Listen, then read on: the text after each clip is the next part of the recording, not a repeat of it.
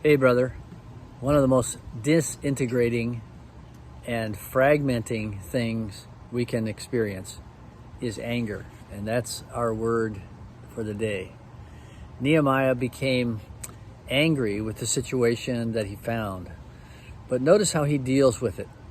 He had a genuine anger, a righteous anger, that the people who were being oppressed by their own people. They were charging usury, which is interest that they were not supposed to do. They were not allowed to do this under the law of Moses for basic needs. They were charging them 12% interest per year so that they could eat and have a place to live.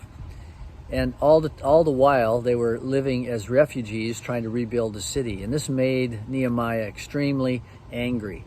But notice what he did.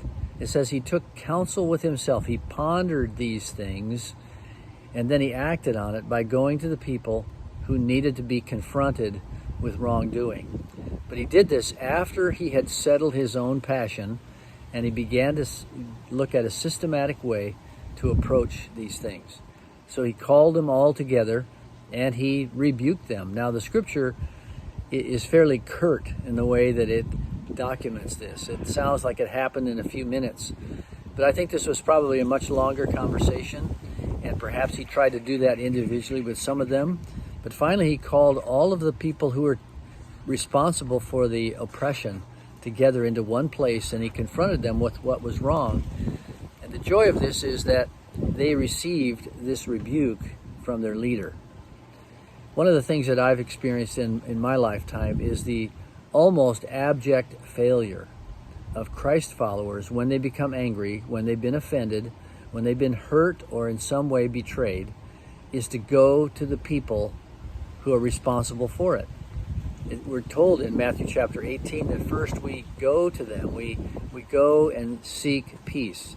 And in Romans 14, I think it's verse 19, it says we need to seek peace and pursue it. It doesn't just fall into our lap. We need to make it happen. So perhaps you are angry about something today. In fact, one of the most disintegrating things that most men experience is when we, quote, fly off the handle or we lose it. It's disintegrating. It's fragmenting. What happens when you become angry? Have you taken counsel with yourself, counsel with the Lord, pondered what to do, and then gone about it in a way that is not only truthful, but gracious? So today, take a lesson from Nehemiah, that when he became angry, and it was a righteous anger, he still handled it in a way that led toward a solution, led toward unity, and led toward a resumption of the work on the wall. So take this counsel from him today in your anger, if you have it today, and pursue it. Pursue peace with God's grace. God bless you.